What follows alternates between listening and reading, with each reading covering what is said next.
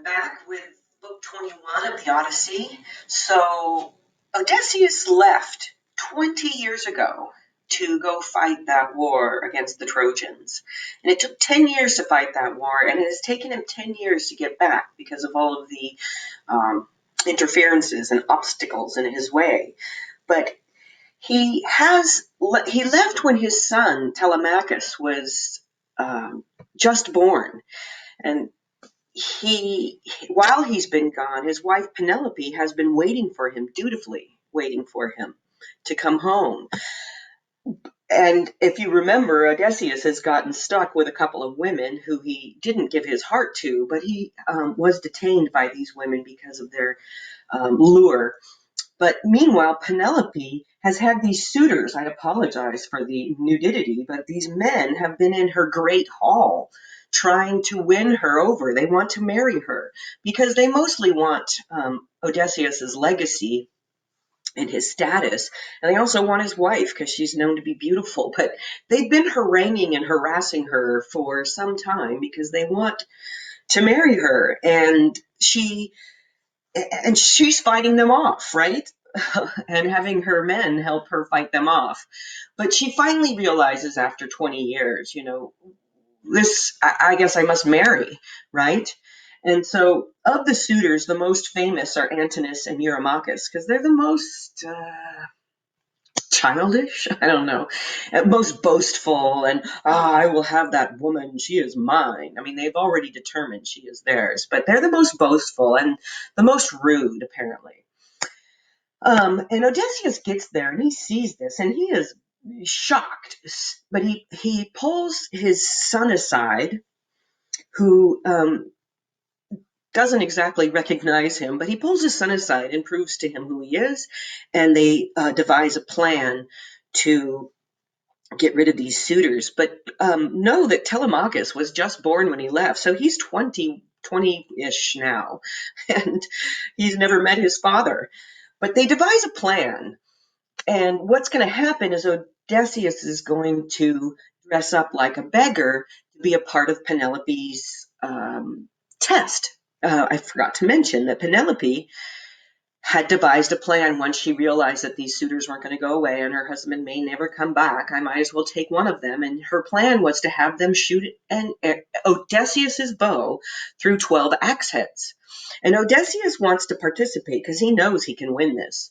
Nobody has ever been able to string Odysseus's bow, so he knows he can win this. And he dresses like a beggar, and you can see him down here, although I don't feel like he looks like a beggar, but there's different renditions of this picture.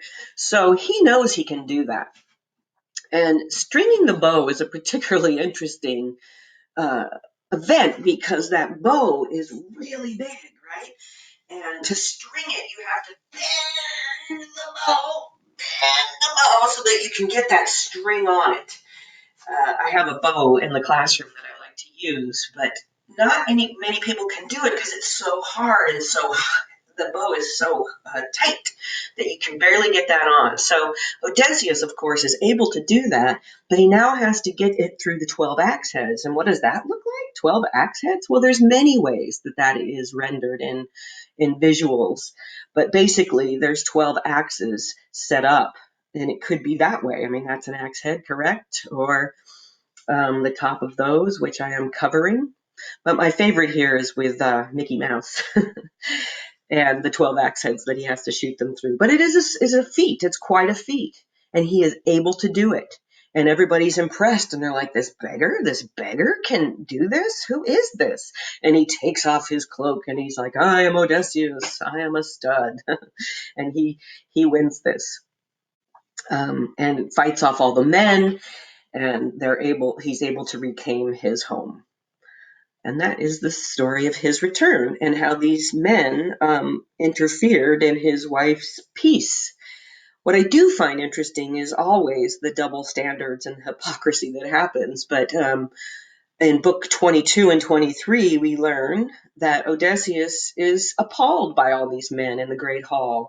And he is offended that Penelope would even let them in when, meanwhile, he's been off with a few ladies himself. So these are all interesting things to note, and really the fact that there's always this notion to conquer and to win over, and this idea of the hero as somebody who is going to kill his enemies.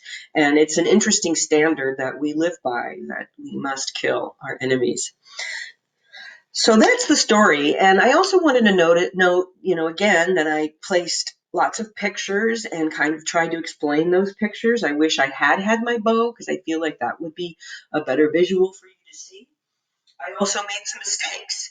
Like, I forgot to mention that Bella and Penelope had made the contest, but I kind of smoothly went back and remembered that. So that's a way that we do speeches. I mean, we like to remember them in order, and we like to give them the way that we had intended. But when it comes to mistakes, you want to make them as seamless as possible. Just go right back into what it is you want to talk about. So I hope this helps you. I look forward to seeing your speeches a lot.